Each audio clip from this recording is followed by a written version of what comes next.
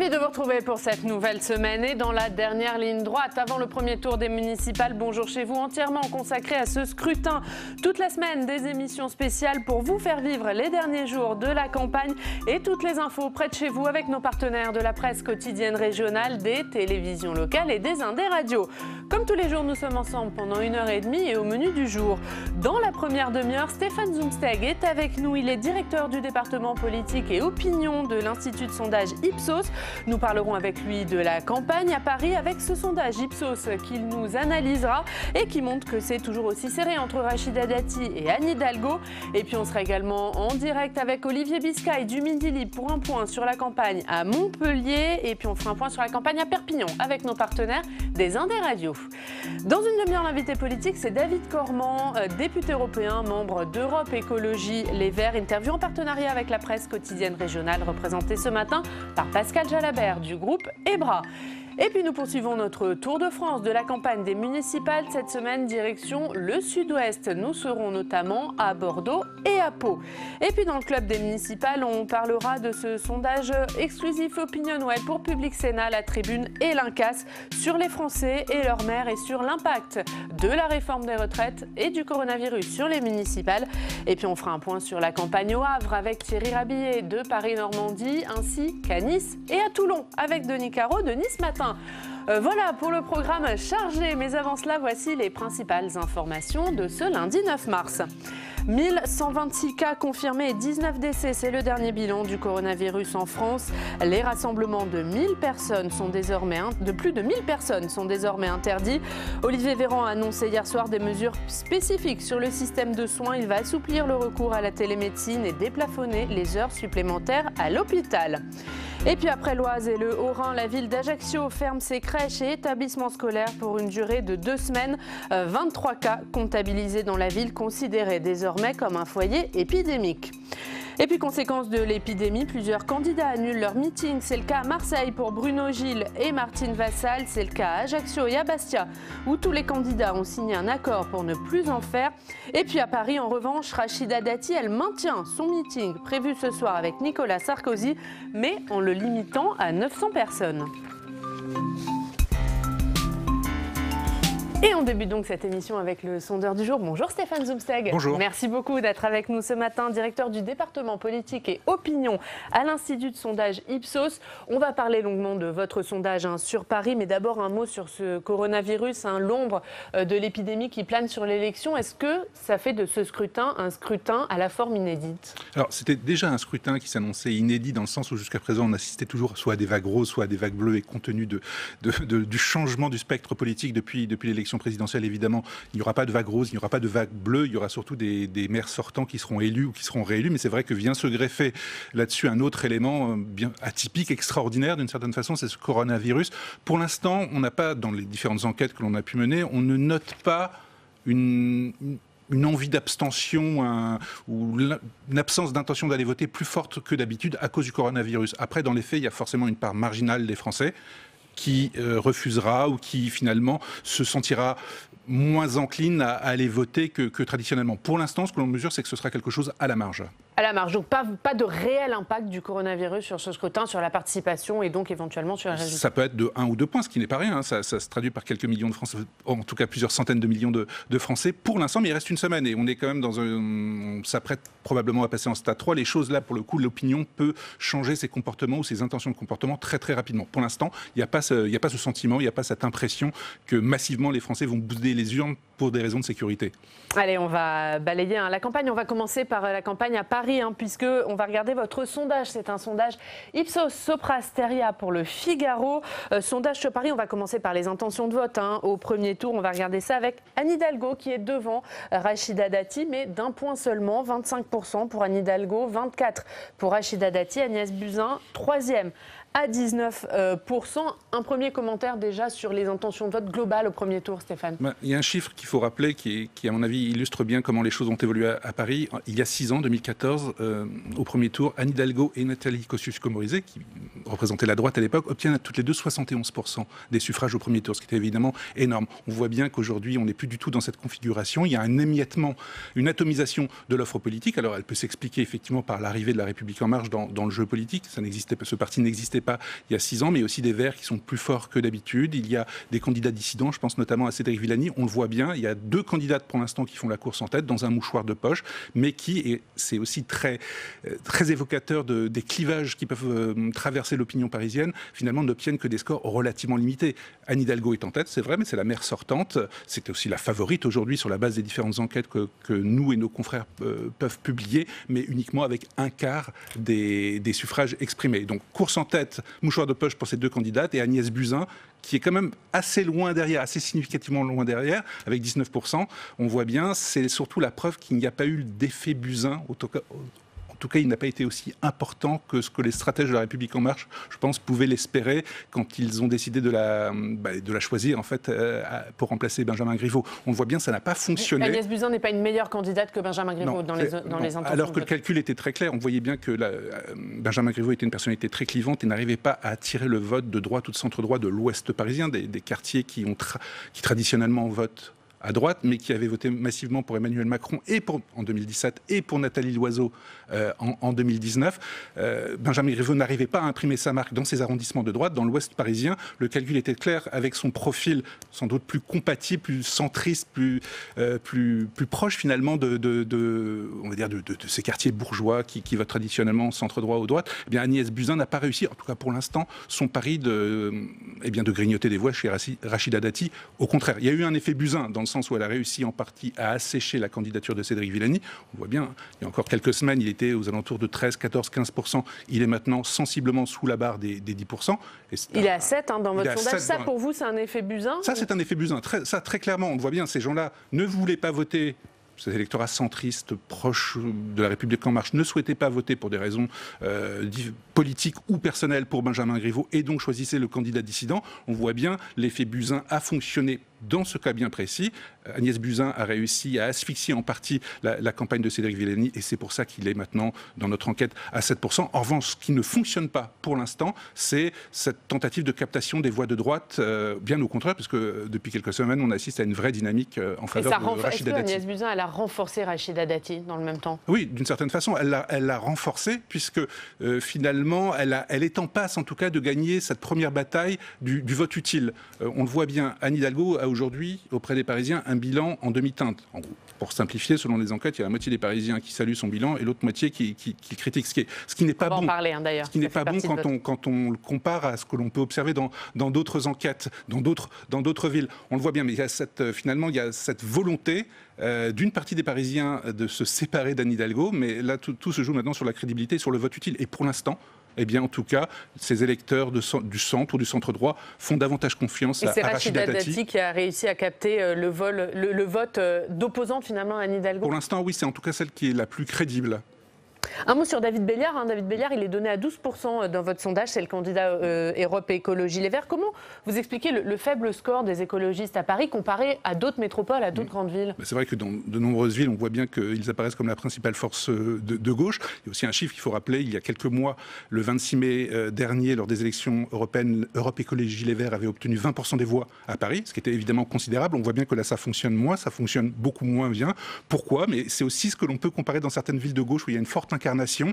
On l'a dans des villes comme Rennes, comme Nantes, mais plus encore à Paris. Eh bien, on le voit bien quand il y a un maire ou une maire de gauche qui se représente et qui dispose d'un bilan en matière de lutte contre la pollution, qui a un positionnement écologiste assez fort, eh bien on voit bien que les Verts n'arrivent pas à tirer leur épingle du jeu. Et quand on regarde là aujourd'hui 25% pour Anne Hidalgo, 2 fois moins pour David Béliard, ça veut aussi dire que le match à gauche, en tout cas à gauche, il est plié et que tout cet électorat bobo, cette fois-ci du nord-est parisien, eh bien, votera beaucoup plus facilement pour Anne Hidalgo, parce que là encore, cette opinion considère que son bilan en ce qui concerne les questions environnementales ou de place de la voiture est globalement positif et que les Verts, là, n'arrivent pas à tirer leur épingle du jeu. Allez, justement, on va regarder ensemble le deuxième tour. Là aussi, votre sondage, Anne Hidalgo est largement devant, à 42%, Rachida Dati à 33%, Agnès Buzyn à 26%. Est-ce que finalement, Anne Hidalgo est celle qui bénéficie d'une plus grande réserve de voix? Est-ce que le point faible de Rachida Dati, c'est ça? Elle n'a pas de réserve de voix pour le second tour? Oui, elle n'a pas d'allié, elle n'a pas de réserve de voix. On a testé l'hypothèse pour l'instant la plus probable,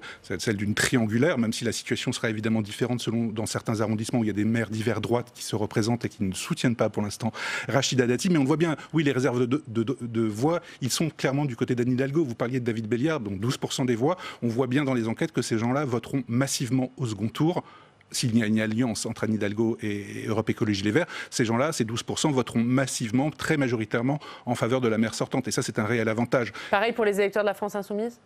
Alors, Daniel Simonet, oui, là, c'est plus partagé. Ce sera plus partagé, déjà parce que nous mesurons la France Insoumise à un niveau quand même bas, 4%, c'est très peu, donc ça pèse peu. Il y a une partie, oui, ceux qui iront voter pour Anne Hidalgo, ils ne voteront pas pour Agnès Buzyn ou pour Rachida Dati, évidemment, mais on peut aussi imaginer qu'une partie de cette gauche radicale décide de rester à la maison et de ne pas voter au second tour. Malgré tout, quand ces gens-là iront voter, ce sera pour Anne Hidalgo, bien sûr. Alors, dans vos intentions second tour, vous avez mis Anne Hidalgo plus David Béliard, Rachida Dati toute seule, et vous avez mis Agnès Buzyn plus Cédric Villani. Pour vous, c'est ça qui se profile ? En tout cas, c'est pour l'instant l'hypothèse la plus probable. Cédric Villani est peut-être un dissident, mais enfin, il était encore il y a peu de temps député de La République En Marche. Et au début de la campagne, en tout cas, les choses étaient assez claires en termes d'alliance de second tour. On verra bien ce que ça donnera. Ça dépendra évidemment beaucoup du score de Cédric Villani au premier tour. 7%, c'est peu. Ça veut aussi dire que quand vous faites 7% en moyenne, il y a des arrondissements où il pourrait ne pas franchir la barre des 5%.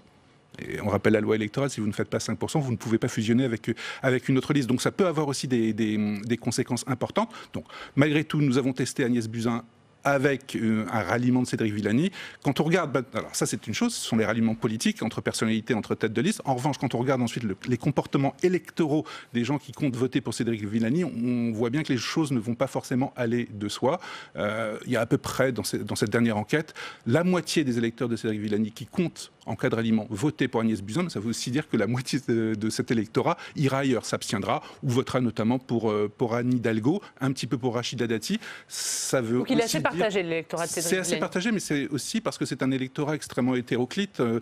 Cédric Villani a une personnalité un peu particulière, moins politique, moins politicienne peut-être que celle d'Agnès Buzyn, de Rachida Dati et d'Anne Hidalgo. Ces gens-là viennent un peu de partout et repartiront un peu partout au second tour. Il y a la question qui se pose d'une éventuelle alliance entre Agnès Buzyn et Rachida Dati pour faire tomber Anne Hidalgo. Alors, Agnès Buzyn a fait paraître un communiqué hier en disant que les choses soient claires, il n'y aura pas d'alliance d'appareil au soir du premier tour entre Agnès Buzyn et Rachida Dati. Qu'en est-il du côté des électeurs ? Est-ce que les électeurs d'Agnès Buzyn sont prêts à voter Rachida Dati au second tour et inversement ? Alors, là, pour le coup, on comprend Agnès Buzyn qui d'abord parle d'absence totale de stratégie de ralliement parce que le but est évidemment d'arriver en tête ou en tout cas d'arriver devant Rachida Dati au premier tour. Tout est dans sa réponse, pas d'alliance d'appareil.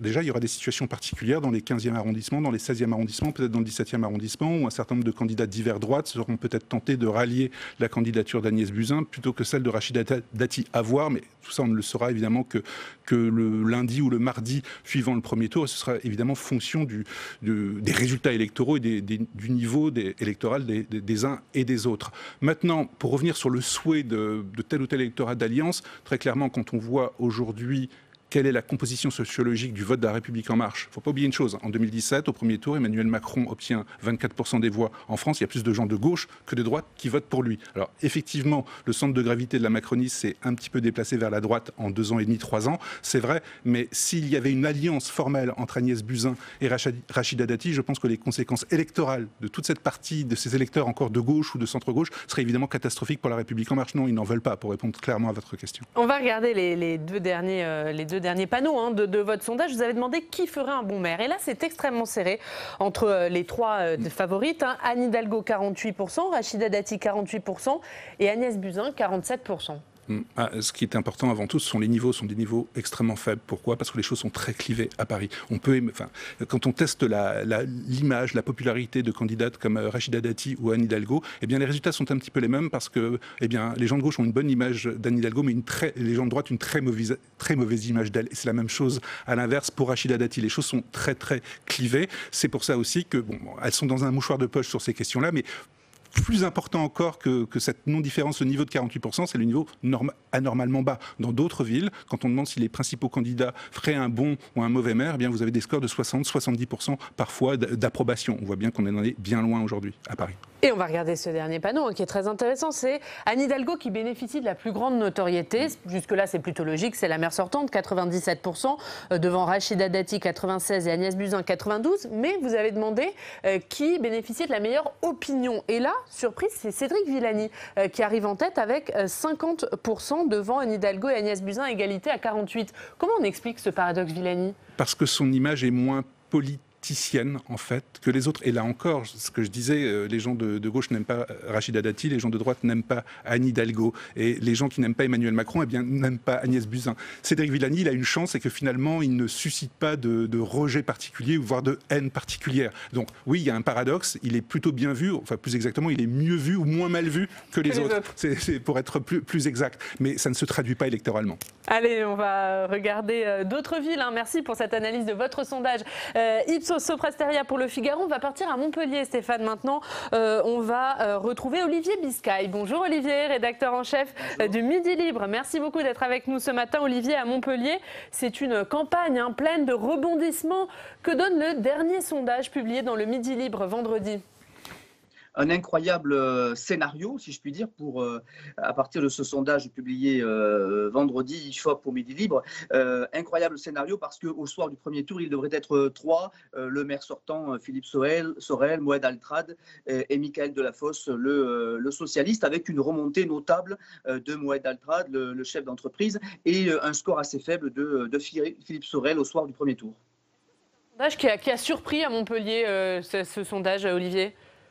Oui, il a surpris d'abord par la faiblesse du score de Philippe Sorel, qui est à 19%, et c'est assez faible par rapport à d'autres maires sortants de grandes villes. Surpris aussi parce qu'il y a une remontée très claire de Moed Altrad, qui était jusqu'alors entre 7 et 9. Et puis, il a surpris aussi par l'émiettement de cette offre politique, puisque on le voit bien, les Verts, par exemple, sont 3 aujourd'hui à porter des idées environnementales, et s'ils se réunissaient, formeraient 20% au soir du premier tour, mais ils sont tellement éclatés qu'ils finissent à 7, 8, 9 au soir de ce premier tour. Donc tout est encore possible à quelques jours de ce premier tour.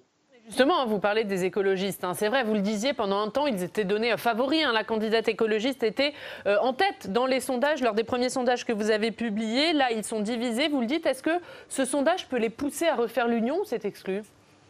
Je ne le crois pas du tout. Je pense qu'ils sont divisés jusqu'au 29 mars, vous voyez, jusqu'à la fin de l'année même. Ils n'arriveront pas à se réunir puisqu'il y a vraiment 3 identités politiques différentes. Et puis, il y a aussi des affaires de personnes. Et ces affaires-là se traduisent aujourd'hui par des conséquences judiciaires puisque chacun se réclamant d'Europe Écologie Les Verts. Donc, il sera compliqué qu'ils se réunissent tous les 3. Cependant, l'enjeu à une semaine du premier tour, c'est d'imaginer le second tour et comment ils arriveront tous ces 13 candidats à se fédérer pour battre Philippe Sorel, parce que c'est un petit peu ça la mission de cette semaine et de ces prochains jours. Et justement, parlons de Philippe Sorel, le maire sortant qui s'est déclaré très tardivement. Philippe Sorel qui est assez bas au premier tour, c'est serré pour lui au second tour. Il y a de l'inquiétude dans le camp Sorel ?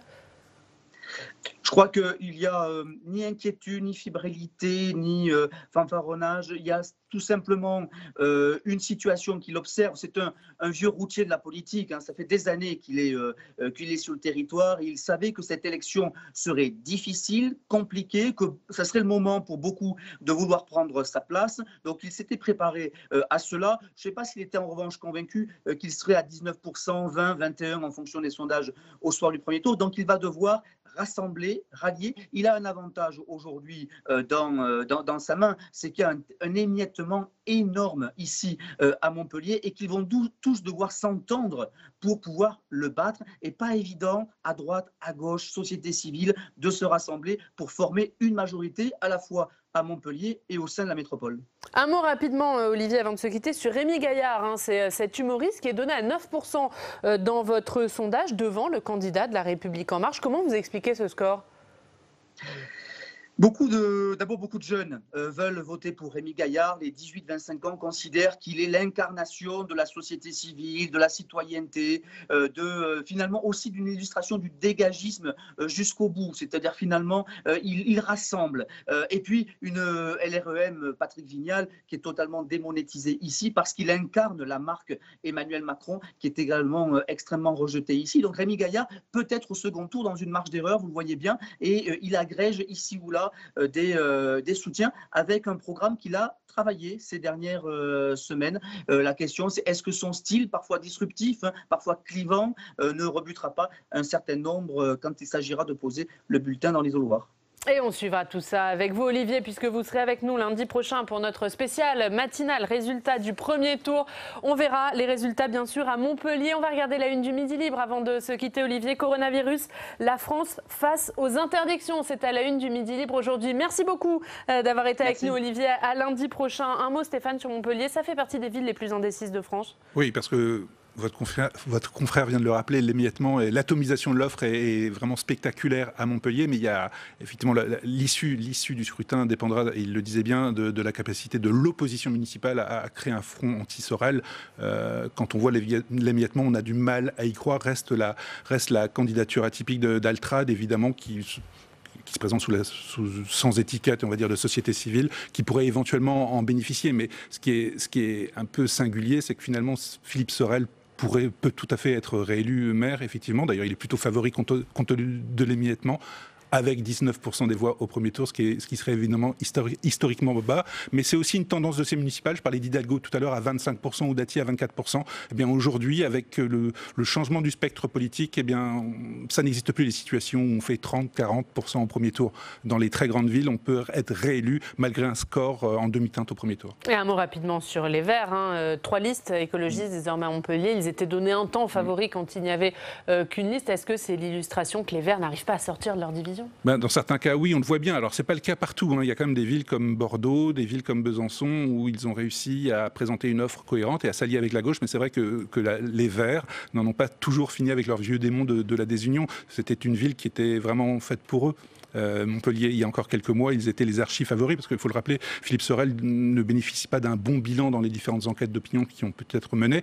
Voilà, là, ils ont tout gâché. Ils ne prendront pas Montpellier, ça on le sait déjà. Allez, on va partir à Perpignan maintenant, Stéphane. On va retrouver nos partenaires des Indes Radio. Bonjour, John Bourgeois.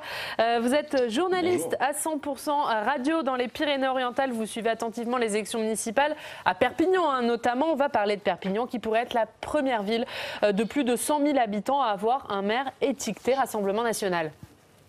Oui, évidemment. Eh bien, écoutez, selon le dernier sondage en date, un sondage BVA réalisé pour Europe 1 et Orange, c'est bien Louis Alliot, député du Rassemblement National, qui recueille 35% des intentions de vote. Au premier tour, il devance assez largement le maire sortant des Républicains, Jean-Marc Pujol, crédité élu de 19%, puis suivant ensuite à 15% la liste de gauche Europe Écologie Les Verts, soutenue par le Parti socialiste et conduite par Agnès Langevin, puis la liste LREM, conduite, elle, par le député Romain Grau, puis derrière, il y a 2 listes qui se rapprochent des 10%, la liste citoyenne de Caroline Forgue, qui réunit aussi plusieurs partis de gauche, puis celle de la centriste Clotilde Ripouille. Mais ce qu'on peut dire, c'est que vraisemblablement, on s'oriente vers une quadrangulaire pour le second tour, avec les 4 premiers candidats que je vous ai cités. Une bataille de cadors politiques, il faut quand même le dire, parce qu'on a 2 députés, Louis Alliot et Romain Grau, une vice-présidente de région, qui est Agnès Langevin, donc, et puis un maire sortant et président de la communauté d'agglomération, qui n'est autre que Jean-Marc Pujol. Alors, ça c'est pour le premier tour. Est-ce qu'on peut envisager des alliances pour le second tour ? Écoutez, ça paraît quasi impossible. Les 4 candidats favoris ne veulent pas, en tout cas, en entendre parler pour l'instant. Une situation qui semble favoriser Louis Alliot. Il y a 6 ans en arrière, on le rappelle, il s'était retrouvé en tête avec, au premier tour notamment, pour finir par perdre le duel face à Jean-Marc Pujol, en raison notamment du Front républicain. Mais aujourd'hui à Perpignan, il y a une division qui est assez claire, de la droite et de la gauche notamment, qui semble bloquer les possibles alliances et donc les possibles réserves de voix. Il est même difficile de dire pour qui vont appeler en tout cas à voter les candidats qui font moins de 10%. Après, quasiment tous parlent de risque ou de danger du Rassemblement National à Perpignan, donc des surprises peuvent quand même être envisagées. Voilà pour ce point complet sur la campagne à Perpignan. Un mot, John, est-ce qu'il y a d'autres villes dans le département avec des enjeux particuliers ? Oui, il y a des enjeux particuliers, notamment si on se rapproche du littoral, hein, avec des villes comme Canet-en-Roussillon, on a Argelès-sur-Mer, Saint-Cyprien. Mais s'il fallait en évoquer une, je vais vous parler du Barcarès, une ville de 6 000 habitants, hein. Elle fait parler d'elle au niveau national. Je vais vous expliquer pourquoi. Parce qu'on retrouve un face-à-face vraiment singulier, un duel mari contre femme, Alain contre Joël Ferrand. Les deux, ils se sont succédés pendant 25 ans à la tête de la municipalité au fil de leur condamnation judiciaire pour diverses raisons, mais ils seraient maintenant séparés, en tout cas c'est pas officiel, et ont donc décidé de se présenter l'un contre l'autre. Alors à noter qu'une troisième candidate va se mêler à ce qu'on pourrait appeler une sorte de bataille conjugale. Mais voilà, ça fait partie des charmes de cette campagne municipale. Merci beaucoup, John. Merci d'avoir été avec nous ce matin de 100% Radio, nos partenaires des Indés Radio. Merci. Un mot, Stéphane, sur Perpignan.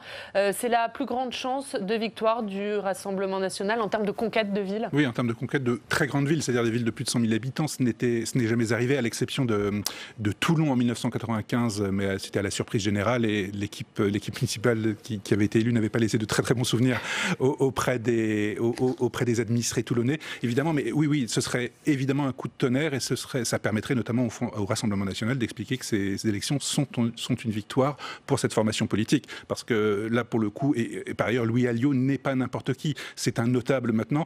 C'est intéressant de voir l'évolution des scores électoraux. En 2008, il obtient à peu près 12% au premier tour, 34% 6 ans après, donc en 2014. Les intentions de vote des différentes enquêtes le mettent au même niveau, mais on voit bien qu'aujourd'hui, il est un peu plus favori qu'auparavant, parce que là encore, votre confrère en parlait à l'instant, le Front républicain, ça ne va pas de soi. À une époque, eh bien, toutes les forces, notamment les forces de gauche, ralliaient la droite. Si la droite arrivait en seconde position derrière le Rassemblement national, là on parle de quadrangulaire ou de triangulaire. Aujourd'hui, si Philippe Alliot obtient 35% des voix, comme le sondage le dit, au premier tour, il a de fortes chances d'être élu, parce que la porosité entre la droite et le Rassemblement national, et même entre une partie de la gauche, notamment la gauche radicale, et le Rassemblement national, est beaucoup plus forte qu'il y a 6 ans. Et par ailleurs, à Perpignan, il y a 2 grandes thématiques qui préoccupent les administrés, c'est la sécurité et la propreté, c'est-à-dire 2 chevaux de bataille du Rassemblement national. Allez, avant de se quitter, Stéphane, on va regarder la revue de la presse quotidienne régionale avec Alex Poussard.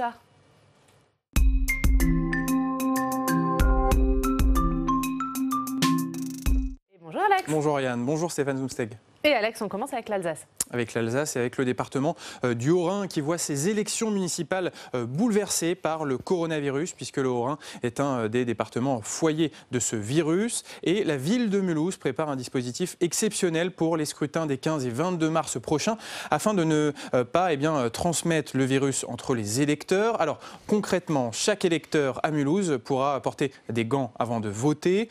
Il signera un registre avec un stylo désinfecté. Et puis une personne dans chaque bureau de vote sera chargée de désinfecter régulièrement les machines de vote. On enchaîne avec la dépêche du midi. La dépêche du midi qui propose une carte des points chauds lors des élections municipales dans son secteur. Notez que la région Occitanie pourrait enregistrer des scores importants pour le Rassemblement national, notamment dans la ville de Perpignan, on en a parlé, et puis également par exemple dans la commune de Moissac dans le Tarn-et-Garonne. Et on termine avec le Maine Libre. Le Maine Libre qui propose un portrait d'une candidate de nationalité chypriote aux élections municipales, puisque les citoyens européens peuvent être candidats aux élections municipales. Et Marie-Renée Cafane est candidate dans la Sarthe, dans la commune de Neuvillette en Charny. Alors pour raconter brièvement son histoire, elle a d'abord vécu au Liban pendant la guerre, avant de partir à Chypre, où elle a rencontré le père de ses enfants. Et puis elle a atterri en France pour trouver plus de stabilité. Et puis pour remercier ce pays, elle a décidé de donner un coup de main à son village en étant colistière sur une liste municipale. Et merci beaucoup Alex, on vous retrouve tout à l'heure pour la suite de la revue de presse et votre journal de campagne. Merci Stéphane Zumsteg d'avoir été avec nous ce matin. Ipsos, on le signale, sera partenaire de la soirée électorale des chaînes parlementaires à suivre dimanche dès 19h30, partenaire avec France Télé et Radio France. Merci beaucoup d'avoir été avec nous ce matin. Dans 2 minutes, l'invité politique, c'est David Cormand, député européen, membre d'Europe Écologie Les Verts. Mais d'abord, on va regarder un extrait de Parlement Hebdo. Tam Tranui et Brigitte Boucher recevaient cette semaine la députée La République En Marche, Marie Lebec. Elle est revenue sur la réforme des retraites et le vote de la loi organique qui s'est fait en l'absence de députés de l'opposition. La gauche dénonçant une mascarade, la droite l'absence de vote solennel. On regarde.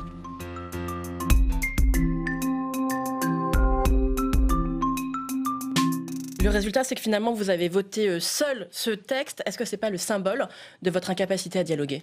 Non, mais pour reprendre les mots de Clémentine Autain, ce qui est une mascarade, c'est l'attitude des oppositions. On voit bien la France insoumise, beaucoup de réponses avaient été apportées en commission à l'occasion des débats. Vous savez, les débats, ils n'ont pas démarré jeudi à 12h30 quand ils ont décidé de partir dans l'hémicycle. Ils avaient démarré le mercredi, la veille. Il y avait eu beaucoup de réponses déjà apportées sur ce sujet.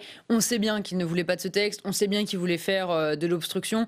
Pour autant, chacun doit avoir des impératifs de campagne. Donc ça ne doit pas leur déplaire de pouvoir aussi terminer le texte avant le week-end. Et c'est pareil, les Républicains, je veux dire, de qui Alors les Républicains ont quitté l'hémicycle parce qu'ils voulaient, eux, un vote solennel. Pourquoi vous leur refusez sur un texte aussi important ? Mais parce que c'est pas qu'on leur refuse, c'est qu'ils ne l'ont pas demandé à l'occasion de la conférence des présidents qui s'est tenue un peu plus tôt dans la semaine, si je ne me trompe pas, le mardi. Ils avaient l'occasion de faire cette demande, ils ne l'ont pas faite. On ne va pas convoquer, pour le bon plaisir des Républicains, une conférence des présidents de manière tout à fait exceptionnelle pour, encore une fois, retarder les débats. Je crois que c'est quand même ça le message fort, c'est de dire ne soyons pas naïfs, c'est la volonté de retarder les débats. Il y a quand même un énorme flou sur le financement qui n'a pas été levé. On a vu que cette semaine encore, l'Institut Montaigne disait que ce n'était pas 12 milliards qu'il fallait trouver d'ici 2030, mais 20 milliards.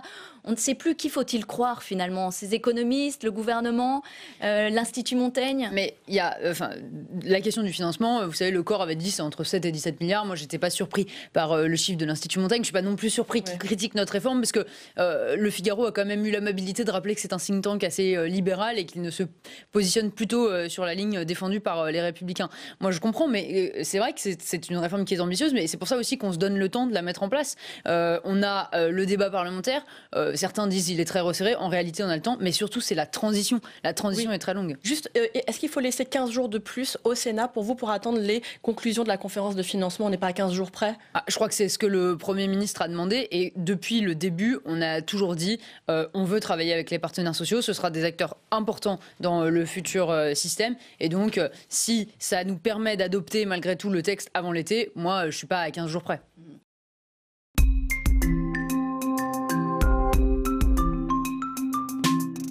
Et notre invité politique, c'est David Cormand. Bonjour. Bonjour. Député européen, membre d'Europe Écologie Les Verts. Donc vous êtes l'ancien secrétaire national. Merci d'être avec nous ce matin. On est ensemble pendant 20 minutes pour une interview en partenariat avec la presse quotidienne régionale, représentée par Pascal Jalabert du groupe EBRA. Bonjour Pascal. On commence avec bien sûr le coronavirus, l'épidémie en France. Plus de 1000 personnes désormais touchées. Des nouvelles mesures gouvernementales, l'interdiction des rassemblements de plus de 1000 personnes. Et puis des mesures qui concernent l'organisation du système de soins, la télémédecine qui est facilitée, le déplafonnement des heures supplémentaires à l'hôpital. Ce sont les bonnes mesures qui sont prises par le gouvernement. Vous savez, moi je ne suis pas un technicien des situations d'urgence, donc il faut faire confiance au gouvernement. Vous leur faites confiance ? Oui. Vous savez, dans une situation comme ça ne sert à rien de rajouter de la panique ou que sais-je. Après, moi j'aimerais... parce que c'est l'occasion de le faire, de rappeler qu'un service public hospitalier solide, où on donne des moyens à celles et ceux qui ont la charge de nous soigner, c'est important. Or, ce n'est pas ce qu'a fait le gouvernement ces dernières années. Donc, c'est peut-être l'occasion pour lui, pour nous tous et nous toutes, de constater ça. Deuxièmement, peut-être il y aurait des idées ponctuelles. Par exemple, vous savez, les jours de carence. Aujourd'hui, quand on est malade, le premier jour de carence dans le public, c'est 3 jours dans le privé, on n'est pas payé. Et là, dans une situation d'urgence comme celle-ci, peut-être il faudrait suspendre et supprimer les jours de carence pour être sûr que les personnes qui se sentent mal n'aillent pas travailler. C'est ce que vous demandez. Ça serait des mesures comme ça, ponctuelles, pour répondre à la situation dans laquelle nous sommes. Mais il faut rester serein, avoir le calme des vieilles troupes et affronter ce qui nous arrive. Surtout que, vous savez, ça sera l'occasion ensuite peut-être de débriefer d'où viennent ces épidémies. Par exemple, le coronavirus, c'est lié à la disparition des habitats naturels d'un certain nombre d'animaux sauvages qui sont en contact avec les humains. Et donc, vous avez des combinaisons de virus qui se développent. Et puis, un modèle de développement où on n'arrête pas de voyager tout autour du monde et donc qui favorise la diffusion de ces virus. Donc, c'est aussi notre modèle de développement qu'il faut interroger. Alors, justement, on observe semble-t-il, depuis le début de l'épidémie, une forte chute des émissions de CO2. Finalement, est-ce que ça ne montre pas que la décroissance est la bonne solution ? Vous savez, moi, je suis très critique de la croissance, mais là, c'est pas la décroissance, c'est la récession qui nous attend. Oui, la récession. La différence entre récession et décroissance. La récession, c'est subi, et la décroissance, c'est choisi. Or là, on ne peut pas dire que ça soit une situation qui est choisie, mais ça montre effectivement que quand les activités industrielles cessent, très rapidement, les nuisances environnementales retirent. Mais moi, je suis plutôt favorable à ce que ça se fasse, non pas de façon un peu dystopique, mais de façon organisée. On n'est pas pour le chaos, bien entendu. Mais vous avez vu quand même cette folie de ces avions qui circulent à vide pour ne pas perdre, pour que les compagnies ne perdent pas leur créneau de vol. C'est-à-dire qu'aujourd'hui, là aussi, ce serait des mesures d'urgence, alors qu'il n'y aurait aucun effet par rapport au coronavirus, mais de suspendre l'obligation pour les compagnies de faire voler des avions à vide pour garder des créneaux de vol. Tout ça est absurde. Un mot sur l'Italie, l'Italie qui a pris des mesures drastiques, notamment son poumon économique qui est en quarantaine depuis ce week-end. Est-ce que vous craignez les répercussions économiques de ce virus sur l'économie européenne ? C'est ce que je disais justement. Bien sûr, quand on est devant une situation qui est subie, où on n'organise pas les choses, il peut y avoir des conséquences économiques. Nous sommes dans une société, je le disais, qui est extrêmement vulnérable à des aléas de ce type, parce on le voit d'ailleurs avec la difficulté pour les médicaments, etc., etc. Cette société, ce monde mondialisé d'économie libérale, elle nous rend, alors qu'on nous dit que c'est le progrès, que ça nous rend plus costaud, plus fort, plus performant, on voit bien que dès qu'il y a un souci, on est au fond une société extrêmement vulnérable à ces aléas. Ça doit aussi nous interroger sur notre modèle de société. Mais justement, les mesures, est-ce qu'il ne faut peut-être pas les prendre au niveau européen ? Parce que l'Italie prend dans son coin, mais ça peut partir ailleurs, on le voit. En France, c'est parti dans l'Oise, à Mulhouse, dans le Morbihan. Donc, est-ce qu'il ne faut pas qu'au niveau européen, les instances se réunissent et travaillent ensemble ? Et vous savez, il y a un paradoxe, c'est qu'à la fois, on donne extrêmement peu de moyens à l'Union européenne pour agir, et quand il y a un problème, on se dit, à juste titre, c'est pareil pour la migration, que ça serait au niveau européen qu'il faudra le faire. En ce moment, on est en train de discuter du budget pluriannuel de l'Europe pour les 7 prochaines années. Oui. Il faut que vous ayez à l'esprit, je suis dans la commission budget au Parlement européen, que ce dont on est en train de débattre avec les États pour avoir les recettes de l'Union européenne, c'est d'avoir 1,1 ou 1,2% de la richesse produite annuellement comme budget. Aux États-Unis, qui n'est pas tout à fait un pays bolchevique, leur budget fédéral, c'est entre 20 et 23%. C'est énorme.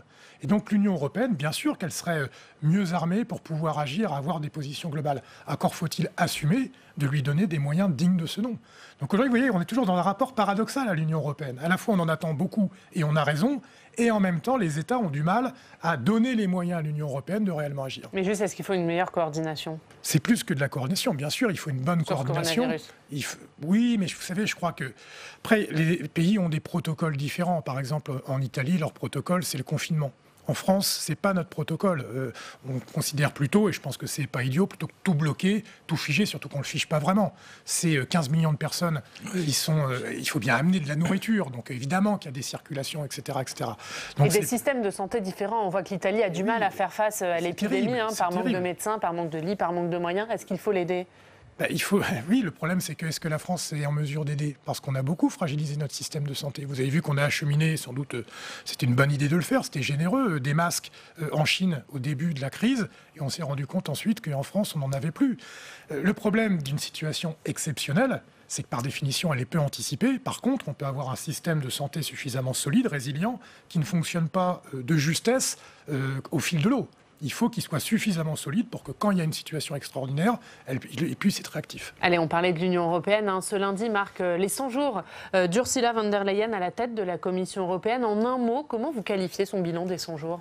Décevant. Décevant parce que Madame von der Leyen a été élue sur une promesse. La promesse de revoir de A jusqu'à Z l'orientation politique de l'Union européenne avec ce qu'ils appellent, alors ils parlent anglais beaucoup, le Green Deal, le plan vert. Le pacte vert. Nous, on défend ça. Les Verts, on a fait campagne depuis longtemps. En 2009 déjà, avec Danny Cohn-Bendit, on proposait un Green New Deal. Le problème, c'est qu'on ne peut pas se payer de mots en matière d'écologie. Vous avez vu que la semaine dernière, Greta Thunberg est venue à la Commission Environnement de l'Union européenne. Elle vient au Parlement cette semaine. Elle vient au Parlement et elle nous a, quand je dis nous, elle a rappelé à l'ordre la majorité actuelle sur le décalage entre ce qui est posé comme un affichage et la réalité des actes. C'est le même Parlement européen qui va faire une petite fête autour de Greta Thunberg, mais qui refuse qu'on arrête de financer les projets gaziers. Mais pour vous, ce pacte vert, c'est que de l'affichage ? L'objectif, c'est la neutralité carbone pour l'Union européenne d'ici 2050. Ça ne se fera pas ? Mais c'est toujours pour plus tard. C'est toujours pour plus tard. Il y a moyen de le faire avant pour vous ? Si vous voulez être à la neutralité carbone en 2050, il faut des actes maintenant. Ce n'est pas le 31 décembre 2049 qu'on va passer de ce qu'on fait en termes de carbone à... regardez la France. Le 5 mars, les ONG elles ont établi qu'on avait déjà consommé 100% de ce qu'on serait autorisé à rejeter comme gaz à effet de serre dès le 5 mars, un peu plus de 2 mois, si on veut atteindre ces objectifs de neutralité carbone. Donc, moi, c'est ça qui m'effraie, c'est que l'écologie, pour ces gens-là, c'est toujours pour plus tard. Or, pour Emmanuel Macron, vous dites ce que vous dites pour Ursula von der Leyen, c'est beaucoup de discours et peu d'actes ? Oui, c'est plus tard. Pourtant, il y en a eu des actes. Lesquels ? Il y a eu la fermeture de Fessenheim, il y a eu le renoncement à Notre-Dame-des-Landes. Oui, il y a eu la fermeture de Fessenheim. C'est toujours les deux exemples qu'on donne d'ailleurs.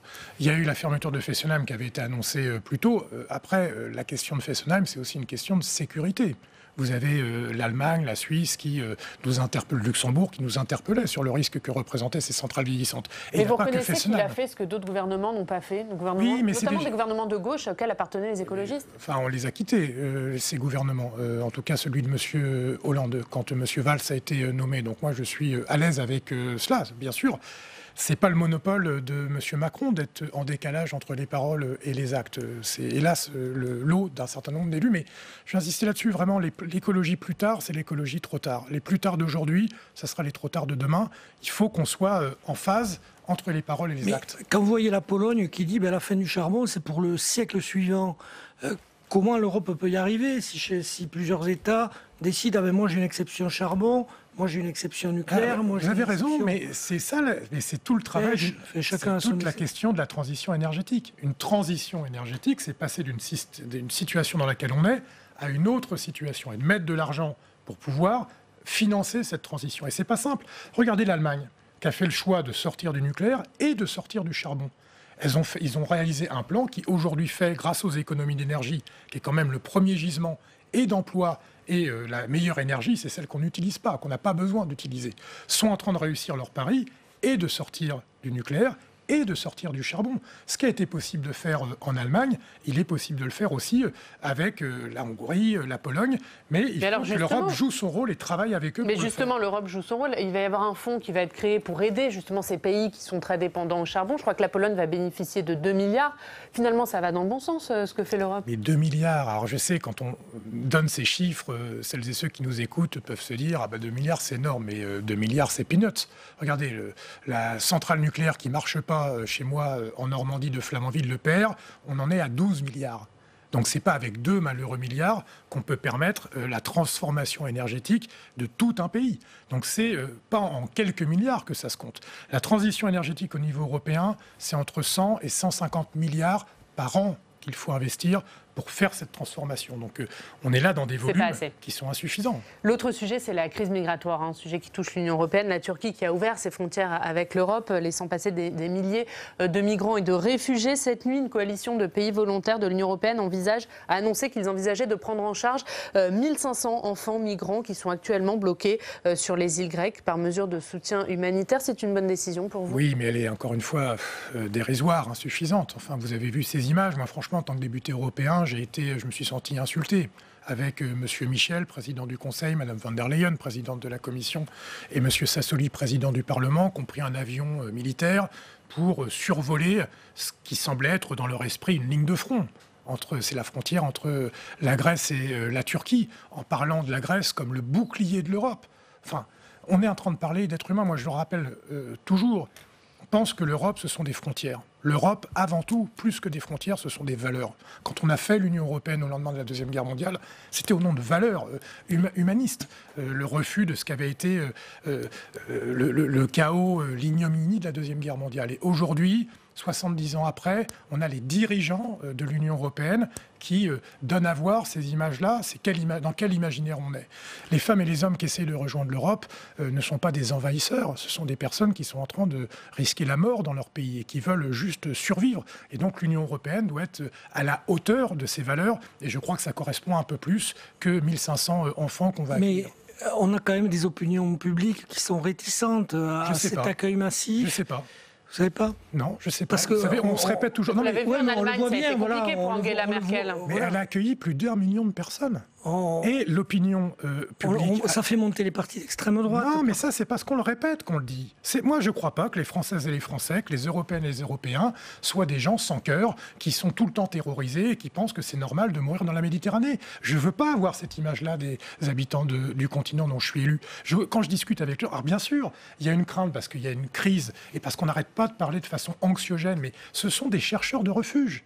Ce sont des personnes qui sont comme vous et moi, qui fuient la mort. Et je ne crois pas que ce qui anime les valeurs européennes et ce que nous avons dans nos cerveaux, ça soit la peur et le rejet de l'autre. Je ne veux pas croire ça et je ne crois pas cela. D'ailleurs, vous avez des réseaux dont on parle assez peu, de solidarité et d'accueil des migrants, mais qui sont innombrables dans notre pays, qui se mobilisent tous les jours pour que ces femmes, ces hommes, ces enfants... regardez Damien Carême, on siège ensemble au Parlement européen, qui a été maire de Grande-Synthe, qui a pu installer un camp d'accueil des migrants avec la population de sa ville. Et ils ont construit ce projet-là avec des citoyennes et des citoyens dans le Pas-de-Calais. Et tant que c'était lui qui s'en occupait à Grande-Synthe, ça s'est bien passé. C'est les aides de l'État qui ont manqué. C'est l'accompagnement public qui a manqué. C'est pas le cœur des Françaises et des Français qui a manqué. Donc, n'intériorisons pas que les gens refusent l'autre. Moi, je ne crois pas que nous soyons comme ça.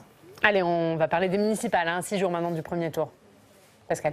Oui, donc les municipales, c'est le moment. Quelles sont vos ambitions en termes de gains de grandes villes ? Écoutez, on va voir. Moi, je suis à la fois ambitieux et humble. Humble parce qu'aujourd'hui, les Verts, Europe Écologie Les Verts, ont assez peu de communes. Ce que je sais, c'est que c'est la première fois que nous avons autant de candidates et de candidats. Et pour avoir pas mal bourlingué pendant cette campagne municipale, je me rends compte qu'il y a une énergie, une dynamique que, franchement, je n'avais jamais perçue. Il y a des primaires à gauche, un peu, entre vous et les socialistes.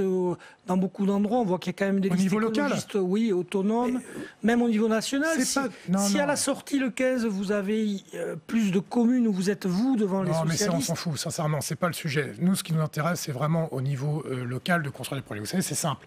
Dans beaucoup de municipalités, le choix que vont avoir les électrices et les électeurs, soit c'est la tentation de la régression, du retour en arrière. Souvent, c'est l'extrême droite qui porte cela. Parfois, c'est des coalitions de retour. Vous avez parlé dans la première partie de l'émission beaucoup de Paris. Même si Paris n'est pas la France, les projecteurs sont souvent sur la capitale. C'est le retour aux années Bagnol avec Madame Dati et Madame Buzyn. C'est le Paris du statu quo, c'est-à-dire les forces politiques qui dirigent aujourd'hui les villes, ou c'est le Paris de l'avenir et du XXIe siècle. Mais juste un mot, puisque vous... C'est ça qu'on a essayé de... Puisque vous parlez de Paris, David Béliard est bas par rapport aux autres grandes villes. Les candidats écologistes sont plus hauts. Comment vous l'expliquez ? Est-ce que c'est parce que finalement c'est Anne Hidalgo qui incarne l'écologie à Paris ? Non, parce qu'elle serait plus haute si c'était le cas. La liste d'Anne Hidalgo fait un score assez limité par rapport aux autres élus sortants, d'ailleurs qu'ils soient de gauche ou de droite partout en France. Donc non, je ne crois pas que c'est l'explication. Je pense qu'il y a une notoriété très importante, et puis on a été complètement, il faut le dire, blacklisté avec l'histoire Griveaux-Buzyn, qui a complètement occulté la campagne de fond. Et qui a eu un impact sur votre campagne, sur David Béliard ? Sur le fond. Pas sur le truc des voix qui circulent. Moi, je ne vous parle pas de ça. Je vous parle de vouloir, avec David, on a voulu faire une campagne de proximité à Paris sur des projets, sur une vision d'avenir ou quoi. Quand le sujet, c'est Griveaux, pas Griveaux, Buzyn, je ne sais pas quoi, c'est plus compliqué de faire ça. Mais vous savez, les gens, ils votent dans une semaine et on verra les résultats. Oui. Une semaine avant le résultat des européennes, dans tous les instituts de sondage, on était entre 6 et 7%. C'est vrai. Sur le fond et plus globalement, jusqu'à présent en France, les Verts, dans les municipalités, dans les régions, sont dans des coalitions de gauche. Est-ce que, entre les deux tours, ce sera obligatoirement avec la gauche, ou alors, comme en Allemagne, comme en Autriche, il y a des alliances possibles avec le centre droit? Oui, alors d'abord, la France, c'est la France, c'est pas l'Autriche, avec des modes de gouvernance qui sont différents. Mais l'Allemagne, il y a des régions et des municipalités. Vous avez raison, mais c'est pareil, c'est des régimes qui sont plus habitués au régime parlementaire. Mais bref, je vais répondre à votre question. Oui. Ce que je sais, c'est que ça sera ni avec l'extrême droite, ni avec la droite conservatrice LR, ni avec la droite libérale et l'REM. Les alliances de deuxième tour, elles sont claires, ça ne sera pas avec ces gens-là. Pourquoi ? Parce que ce n'est pas compatible avec la vision que nous avons de solidarité, j'en parlais, de vision de l'écologie, de vision de développement des territoires, etc. Donc ça peut être avec qui ? Même quand ça sera avec tous les autres qui le souhaitent. Mais même quand il y a danger Rassemblement National, où il y aura des exceptions. Ça, on verra. Mais s'il y a un risque de victoire de l'extrême droite, vous savez, ça, c'est pas un scoop. Les Verts, depuis toujours, ont toujours été extrêmement clairs, y compris en retirant leur liste quand c'était nécessaire. Donc vous pourrez retirer des candidats dans les villes où il y a un risque de victoire du Rassemblement National. Face à la bête immonde, notre main n'a jamais tremblé. Et à chaque fois que nous serons en mesure de le faire, nous ferons opposition, nous ferons opposition à la victoire de l'extrême droite, bien sûr. Un mot sur ce sondage paru hier dans le journal du dimanche. L'écologie qui est un thème majeur de la campagne. Et pourtant, selon ce sondage IFOP pour le JDD, 52% des Français disent ne pas être sûrs de voter pour vous la semaine prochaine. Comment vous l'expliquez? C'est énorme. Vous me dites qu'il y a 52% qui sont prêts à ne pas voter ELV, mais il y en a 48% qui souhaitent notre victoire. Alors, dans les 48%, il y a 48%, c'est un autre 48%, mais c'est le même, qui souhaitent qu'une liste Europe Écologie gagne, mais il y en a seulement 19 qui pensent qu'une liste pourra gagner. Est-ce que vous avez du mal à être crédible? Ah ben non, moi je pense que les 48% qui souhaitent la victoire de l'écologie, s'ils votent écologiste, leur souhait sera respecté. Non mais c'est toujours pareil, moi ça fait 20 ans que je milite pour l'écologie. Mais c'est énorme le fossé entre ceux qui le souhaitent et ceux qui le pensent. On va voir. On va voir si c'est les gens, ils n'ont pas encore voté. D'abord, les intentions de vote qu'on nous prête dans énormément de villes en France sont meilleures qu'elles n'ont jamais été. Après, ce ne sont que des sondages. Moi, j'ai une approche scientifique des sondages. Quand ils sont bons, je les crois. Quand ils ne sont pas bons, je pense qu'ils sont sujets à caution. Mais pour en revenir à cette opinion qui donne une appétence pour l'écologie, qui dépasse d'ailleurs Europe Écologie Les Verts, pour être tout à fait sincère. Moi, j'ai jamais connu ça. C'est près d'un Français sur deux et une Française sur deux, quand ils sont interrogés, souhaitent la victoire de l'écologie. Je leur dis qu'ils ont raison et il n'appartient qu'à eux de transformer ce souhait en victoire. Et il y en a 61% qui pensent que vos solutions et votre programme sont peu réalistes. Est-ce que finalement, vous avez du mal à incarner le parti de gouvernement que vous voulez être ? 39% pensent que nous sommes réalistes. Donc, à l'usage des réalités. Oui, mais c'est normal. Vous savez, l'écologie, c'est quelque chose aussi qui est un peu nouveau. On nous a tellement rabattu les oreilles sur la croissance, c'est formidable. Ce modèle de développement est exemplaire. Il faut construire des routes pour développer l'économie. Il faut construire des aéroports. Il faut des centres commerciaux. Enfin, on nous a lavé le cerveau depuis des décennies sur ce modèle-là. Et nous, qui disons depuis des décennies qu'on peut faire autrement, qu'avons démontré en tant qu'adjoints, en tant que participants à des majorités, qu'on avait les solutions pour faire autrement, il y a un renversement qui est en train de s'opérer. Il ne se fait pas d'un claquement de doigts, mais moi je trouve que les chiffres que vous citez sont... Est-ce que faire autrement, ça veut dire aussi transformer Europe Écologie Les Verts ? Oui, je pense que nous devons passer d'un parti qui a été conçu il y a 45 ans pour être un parti de contre-pouvoir extrêmement efficace, un parti de conscientisation, de pédagogie extrêmement efficace, en partie pleinement de pouvoir. Et c'est ce que nous avons commencé à faire, je crois, depuis quelques années. Et je l'espère qu'on va réussir à le faire au moment des municipales. On a des points d'appui solides, là où nous sommes en responsabilité, à Bègles, à Arcueil, à Grenoble, bien entendu, à Grande-Sainte, j'en parlais. Nous avons démontré que quand on nous confie la gestion de la cité, nous avons plutôt des bons résultats. Et une dernière question, Pascal. Oui, pour terminer sur l'actualité, il y a eu samedi soir à Paris une manifestation militante féministe qui s'est soldée par des violences avec la police. Une enquête interne est demandée par le ministre de l'Intérieur, Christophe Castaner. Comment réagissez-vous ? C'est scandaleux, évidemment, mais je crois que là, c'est le gouvernement qui est responsable. Ils ont nommé le préfet de Paris, M. Lallemand, pour faire de la démonstration d'autorité et de montrer comment le pouvoir actuel était en capacité de mater les mouvements sociaux. Et on en arrive à cette situation-là, mais elle était franchement prévisible. La France, aujourd'hui, est pointée par beaucoup de pays du monde, des chercheurs qui se disent que jamais on a eu, c'est l'histoire des LBD, c'est l'histoire des personnes épargnées dont les mains sont coupées, et là une manifestation pacifique de femmes qui réclament plus de droits, qui réclament de prendre la parole pour avoir plus de droits, subissent une répression complètement disproportionnée. Et là, je crois que moi, je m'en prends pas que au préfet, je m'en prends à ceux qui l'ont nommé et qui sont en train de jouer à la roulette russe avec notre démocratie. Une démocratie, c'est le débat et c'est aussi pouvoir manifester en sécurité. Et renoncer à ce droit pour les Françaises et les Français, c'est un très grave péril et un très grave risque qu'ils prennent. Et merci beaucoup. Merci David Cormand d'avoir été avec nous. Merci Pascal. Merci. Demain, à votre place, David Cormand, ce sera Éric Woerth, le président de la Commission des finances de l'Assemblée nationale. On passe tout de suite au club des municipales. La Mutuelle nationale territoriale, la mutuelle des agents des services publics locaux, vous présente le Club des territoires. NJ, acteur engagé dans la transition zéro carbone des régions, vous présente le Club des territoires.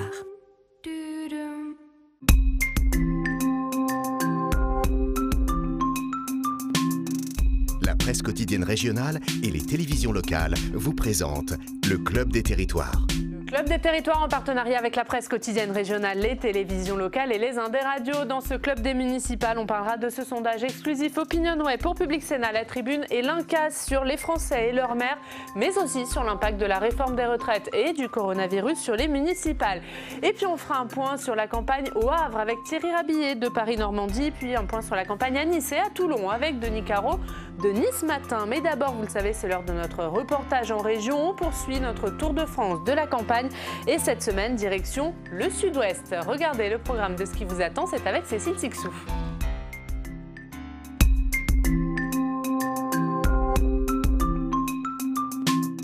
On commence notre périple ici à Bordeaux et je peux vous dire que ça fait des années qu'ici on n'a pas vu une telle campagne. Traditionnellement, c'est la droite qui l'emporte dès le premier tour. Mais le départ d'Alain Juppé il y a un an a laissé un vide et pour Nicolas Florian, son successeur, gagner l'élection ne sera pas aussi facile puisqu'il a face à lui un candidat LREM qui vient grignoter son électorat, Thomas Cazenave, mais surtout Pierre Urmic, le candidat de la gauche qui séduit les Bordelais avec son programme écologiste. Pour notre seconde étape, on va vous emmener à Saint-Colomb-de-Lauzun, dans Lot-et-Garonne, où vit une grosse communauté de Britanniques.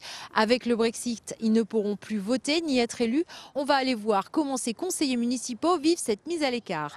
Enfin, nous irons à Pau et nous verrons que si aux dernières élections municipales de 2014, François Bayrou a mené une bataille pour arracher la ville aux socialistes, cette fois, sa réélection devrait passer facilement dès le premier tour, car le président du MoDem a réussi à écarter tout adversaire de son chemin, à la fois la droite et LREM qui se sont ralliés à sa candidature, mais aussi la gauche qui part en ordre dispersé pour mener la bataille contre lui.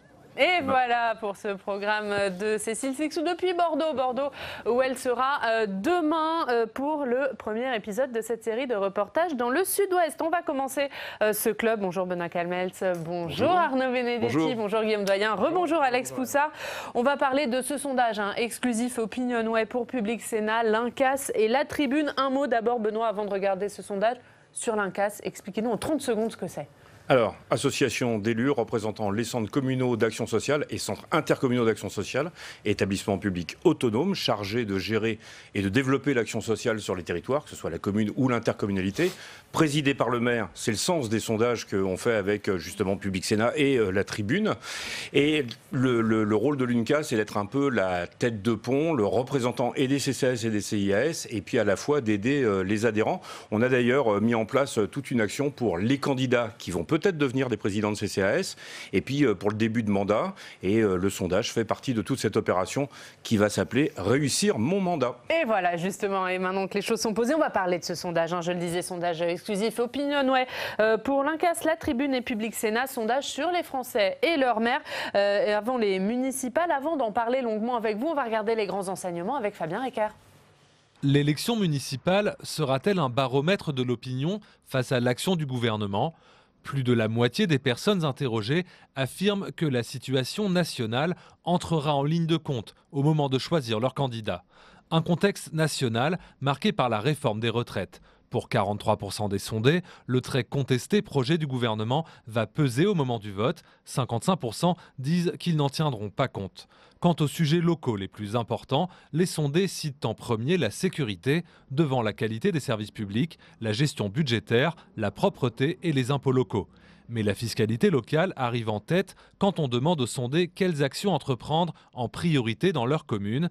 40% d'entre eux attendent une baisse des impôts, viennent ensuite l'amélioration de l'accès aux soins, l'écologie, le transport et le logement. À 81%, les personnes sondées veulent choisir leur candidat en fonction de son programme, devant deux autres critères à égalité, la personnalité du candidat ainsi que son bilan. Les étiquettes politiques, en revanche, ne sont déterminantes que pour moins de la moitié des Français interrogés. Voilà pour les grands enseignements de ce sondage. Benoît, on voit, c'est une élection locale, mais il y a quand même une prise en compte chez les électeurs de la situation nationale. Elle est même assez forte, la prise en compte de la situation nationale. On le voit sur les retraites, entre autres, par exemple, qui vont avoir un impact. Alors après, il faut toujours modérer. Parce que, par exemple, quand on voit sur la question prioritaire de la sécurité, si on regarde l'ensemble des questions, on s'aperçoit qu'il y a une forme d'effet miroir ou c'est peut-être ce qu'ils voient dans la petite lucarne. Je ne critique pas forcément les télévisions en tant que telles, mais c'est peut-être ce qu'on voit derrière la lucarne qui modifie la perception que l'on a des enjeux nationaux. Ce qui est plus intéressant, c'est sur la question de l'écologie, par exemple, où on s'aperçoit qu'à la fois, ils répondent qu'ils ont un peu des craintes sur les capacités à résoudre les problèmes écologiques, mais pour autant, ils placent en troisième, ce qui arrive quand même, enfin, j'ai un peu de bouteille, si on peut dire, dans le domaine des collectivités. C'est l'une des premières fois que je vois la capacité du maire pour résoudre des problématiques écologiques apparaître aussi fortement. Et après, dernier enseignement peut-être à regarder, c'est qu'on a aussi le débat démocratique gilet jaune qui revient un petit peu avec deux choses qui sont beaucoup ressorties sur les ronds-points en tant que tels, c'est-à-dire les impôts locaux, donc c'est la fiscalité en général, et puis deuxième chose, c'est les services publics, le manque de services publics pour les Français. Et on va détailler ces préoccupations, notamment la sécurité, la fiscalité, mais sur l'impact du national, il y a ce chiffre, Arnaud, 43% des sondés disent que la réforme des retraites entrera en compte dimanche lors de leur vote. Oui, alors de toute façon, les élections intermédiaires sont toujours un levier pour envoyer des messages au pouvoir national. Ceci dit, on voit que dans ce contexte électoral, toutes les formations politiques, à l'exception peut-être de deux formations, c'est-à-dire le Rassemblement national et les Verts, ont tout fait pour essayer de dénationaliser l'enjeu. Mais en regardant ce sondage, en regardant cette étude, on voit quand même que le national revient. Et plus l'on approchera du scrutin, c'est-à-dire plus on sera au plus près du moment du vote, on verra que les enjeux nationaux pourront en effet à un moment donné peser dans le choix des électeurs au tout dernier moment. Vous savez, il y a une caractéristique qui est très importante aujourd'hui dans les élections, quelles qu'elles soient, c'est que, et c'est ce qui parfois rend l'usage des sondages extrêmement compliqué, c'est qu'un grand nombre d'électeurs se décident au dernier moment. Ils se décident au dernier moment et en effet, on peut penser qu'à un moment donné, le poids du national peut en effet orienter le vote d'un certain nombre d'électeurs à l'occasion de cette consultation. Alors en même temps, il faut faire très attention parce que si vous voulez, autant l'enjeu national peut peser dans une élection dans une grande ville, dans une grande métropole, dans une ville moyenne, dans les petites communes, ce sont bien évidemment, et ce sont les communes majoritaires, d'autres enjeux qui viennent orienter le choix des électeurs, souvent des enjeux d'ailleurs de personnalité, bien plus que des enjeux nationaux. On parlait des préoccupations avec Benoît. Guillaume, c'est la sécurité qui arrive en tête. On en parle depuis longtemps dans cette émission. C'est confirmé par ce sondage. Et puis on parlait la semaine dernière de la fiscalité locale, grande absente de cette campagne. Et on voit que ça arrive en tête des actions à entreprendre pour les Français. Oui, c'est un peu paradoxal. Les élus nous disent, nous en parle plus beaucoup sur les marchés, parmi les gens qu'on rencontre. Puis là, on s'aperçoit que ça monte assez haut. Alors quand on pose la question, évidemment, mais quand on pose la question de l'argent, forcément, les gens répondent « Eh oui, ça compte ». Alors, ils disent, ils voudraient que les impôts baissent. Ils vont être servis, puisque la taxe d'habitation va disparaître, en théorie, en 2023. Donc, c'est pour le prochain quinquennat. Je voulais dire une chose par rapport à ce que vient de mentionner justement Arnaud Benedetti, c'est qu'en fait, la moitié des Français vivent quand même dans une ville de moins de 10 000 habitants. Donc, l'étiquette politique, tout de même, elle n'est pas si évidente que ça aujourd'hui à voir dans ces communes de petite taille. Et enfin, dans des communes plus importantes, elle a disparu parfois des professions de foi et des affiches. Donc il faut regarder un peu, il faut lire candidat par candidat pour deviner à quelle formation politique il est susceptible d'appartenir. C'est plus tellement évident. Oui. Oui. Ceci dit, c'est une constante quand même des élections locales. Les élections locales, quand vous regardez les élections locales, ce sont des élections locales qui jouent essentiellement sur le facteur de notabilité et qui tentent à dépolitiser l'enjeu. Alors c'est certainement encore plus vrai aujourd'hui parce qu'on est dans un champ politique qui a connu de tels bouleversements depuis 2 ans que les marques politiques sont extrêmement mal à l'aise aujourd'hui pour s'afficher vraisemblablement au regard du contexte national. Mais cette tendance finalement à faire en sorte que le scrutin local soit dénationalisé, c'est une tendance lourde dans l'histoire électorale française et ça ne date pas d'aujourd'hui. Et justement, quand on demande qu'est-ce qui va faire le choix de votre candidat, eh bien c'est d'abord le programme, viennent ensuite la personnalité et le bilan. Alors, ce qui peut paraître quand même une bonne chose, de se dire qu'on se base sur le programme et non pas sur la personnalité. Bon, je modère parce que souvent on s'aperçoit que la personnalité a quand même un facteur important. Alors surtout dans le cadre de réélection, et on s'aperçoit que les Français restent encore quand même attachés sur les 3 vagues qu'on a fait de sondage, juin, octobre et celle-ci. On s'aperçoit que les Français souhaitent quand même, pour une grande part, reconduire la personne en place. Et souvent, sur certains territoires, en tant que tel, on s'aperçoit que des scrutins nationaux, on va dire européennes par exemple, c'est le plus proche, ne correspondent pas forcément à la sensibilité politique qui va ressortir d'élections au niveau municipal. Donc la personnalité joue encore, mais le programme reste très important. Nous, évidemment, l'UNCAS, on souhaite qu'il y ait du maximum de social. Maintenant, ça va être de le mettre en place, puisque à une semaine du scrutin, c'est sûr que le programme ne va pas être fondamentalement modifié. Et point positif pour le maire, Guillaume, le maire reste l'élu qui comprend le mieux les Français pour 68% des personnes interrogées et 65% se disent satisfaits du travail accompli par leur maire. Est-ce que ça montre ce dont on parle, cette prime au sortant finalement? Oui, j'ai lu le reportage hier. Alors j'ai vu cet excellent chiffre, mais il me semble que c'est en légère baisse quand même.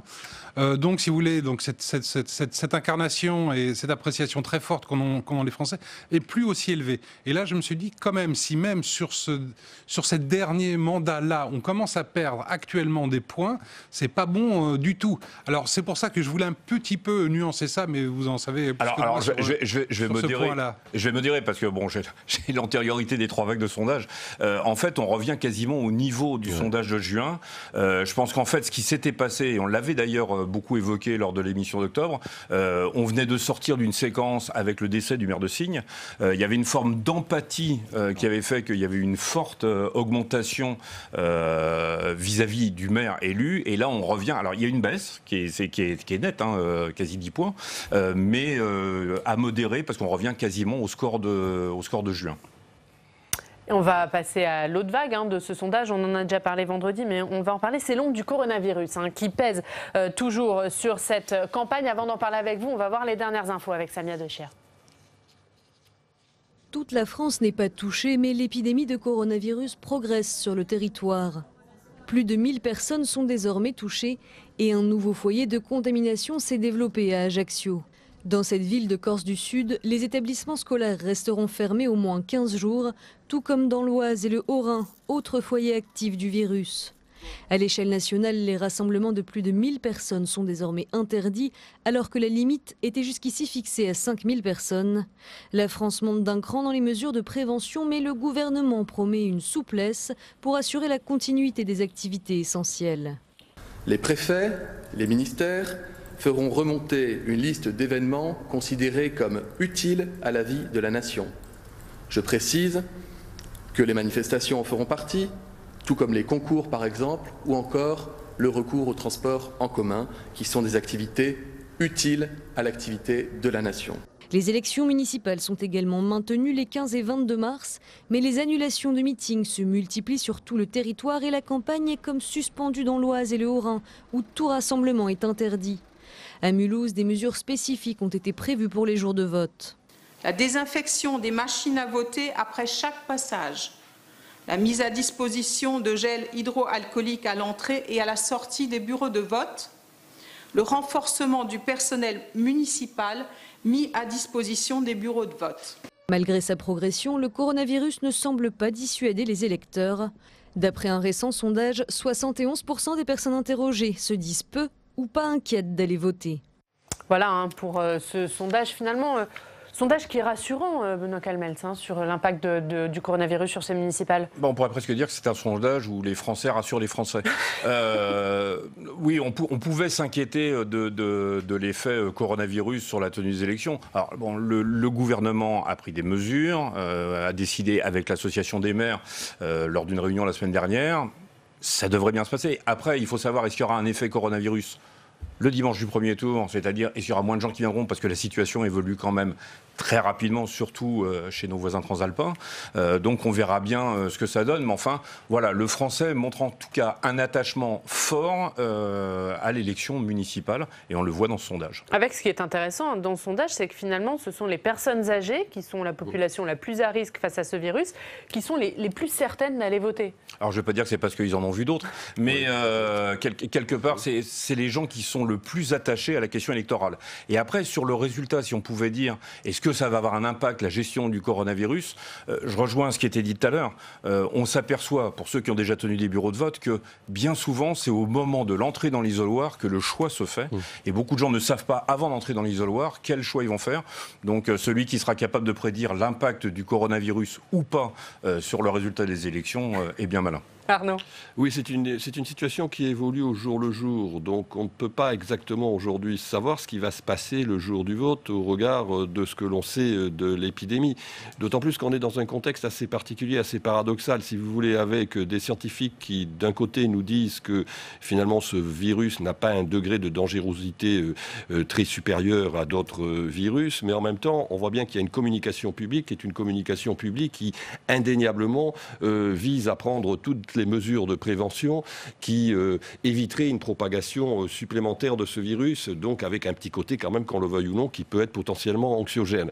Donc on va voir comment ça va se passer le jour du vote. Ce qui est intéressant de voir, c'est en tout cas au regard de ce sondage, c'est qu'il y a une très grande résilience de l'opinion publique, en l'occurrence, et ça c'est plutôt d'une certaine façon rassurant. Et ça montre en tout cas que les Françaises et les Français sont sur le fond profondément attachés à ce scrutin municipal, qu'il est inscrit dans leur ADN politique et quelle que soit finalement la conjoncture, quel que soit le contexte, ils souhaitent que ce scrutin se passe dans les meilleures conditions. Et les meilleures conditions, c'est bien évidemment de le tenir, contrairement à ce qu'on a pu entendre à un moment donné, comme quoi il y aurait peut-être un report de ces municipales. Guillaume. Oui, et puis alors je vois surtout que les maires vont être encore mis à contribution là aussi, à un moment ou à un autre, on verra comment évolue l'épidémie, pour assurer un niveau de sécurité sanitaire plus élevé en fonction des mesures qui seront édictées par les préfets ou par le gouvernement. Benoît, un mot de conclusion sur l'ensemble de ce sondage ? Allez voter dimanche prochain, je pense que c'est le meilleur des conseils qu'on puisse donner. C'est un beau message. On va poursuivre notre tour de France de la campagne des municipales. Comme tout lundi, on va aller à Rouen. On va retrouver Thierry Rabillet. Bonjour Thierry, rédacteur en chef de Paris-Normandie. Merci d'être avec nous ce matin. On va commencer avec cette interview de François Hollande aujourd'hui. Oui, il ne vient pas soutenir un candidat particulièrement en Normandie, même s'il est natif de Rouen.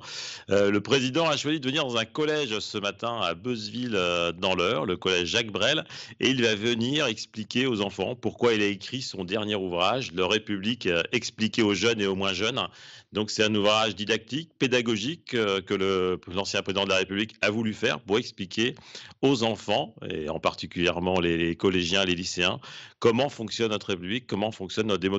Donc effectivement, il nous a accordé un entretien ce matin dans nos colonnes et François Hollande, fidèle à ses habitudes, a accepté bien sûr de commenter l'actualité du moment, les municipales bien sûr, où il ne peut pas s'empêcher de penser que la gauche a peut-être une carte à jouer pour rebondir. Il parle du 49.3, il parle de l'épidémie dont vous avez abondamment parlé ce matin. Donc on a toujours un président de la République, un ancien président, toujours affûté par rapport aux questions d'actualité. Et justement, puisqu'on parle de François Hollande, on va parler de sa ville natale, vous le disiez, Rouen, avec un mot sur la campagne à Rouen, Thierry. Oui, une campagne qui s'est agitée la semaine dernière avec la publication d'un sondage fait par l'Ipsos pour nos confrères de France 3 Normandie, de France Bleu Normandie. Donc un sondage où on s'aperçoit qu'a priori l'échantillon n'était pas très important, 600 personnes, mais les 3 candidats semblent se détacher, mais sont dans la mouchoir de poche. Donc nous avons en tête, il n'en a pas parlé tout à l'heure sur votre plateau, David Cormand, nous avons en tête le candidat écologiste et communiste, Jean-Michel Bérégovoy, qui est le neveu de Pierre Bérégovoy. En deuxième position, nous avons l'ancien président de la région Haute-Normandie, le socialiste Nicolas Maillot-Rossignol, qui a constitué une liste citoyenne et avec beaucoup aussi de militants écologistes.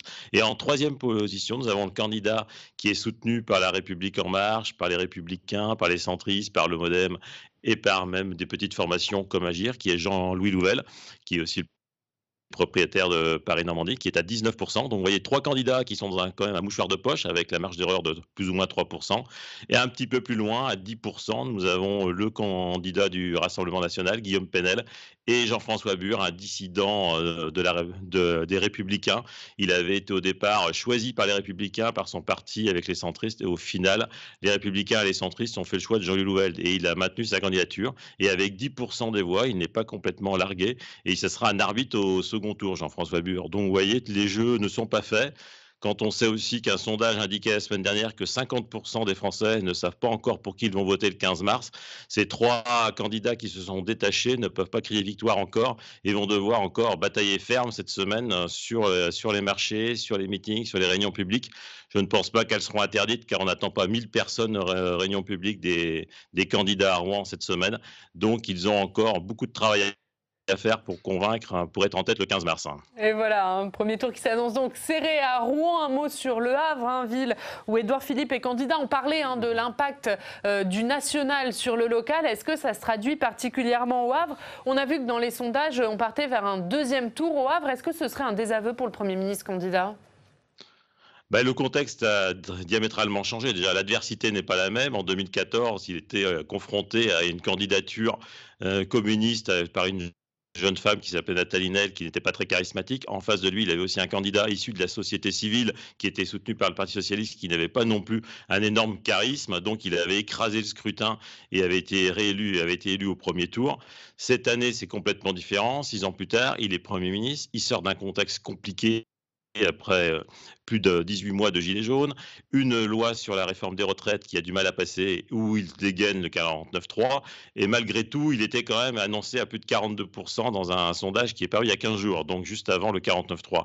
Donc, il s'attend forcément à un second tour, et ce qui est marquant au Havre, c'est qu'à chacun de ses déplacements, à chacune de ses réunions publiques, il a un comité d'accueil à l'extérieur, donc il y a une forte opposition, mais on entend plus le bruit finalement de ces manifestants qui sont contre la réforme des retraites que le bruit de ses opposants qui sont plutôt discrets dans la campagne et qui ont du mal, eux, à faire entendre leur voix par rapport à celle d'Édouard Philippe qui, à chaque fois qu'il vient au Havre, c'est un événement à lui tout seul. Voilà, merci beaucoup. On va revoir à la une de Paris-Normandie. François Hollande en Normandie. Ses confidences, c'est à la une de Paris-Normandie. Merci Thierry d'avoir été avec nous et on vous retrouve également lundi pour notre spécial résultat du premier tour. Merci Thierry. Un mot, Arnaud, sur la campagne d'Édouard Philippe. Édouard Philippe forcément rattrapé par le national.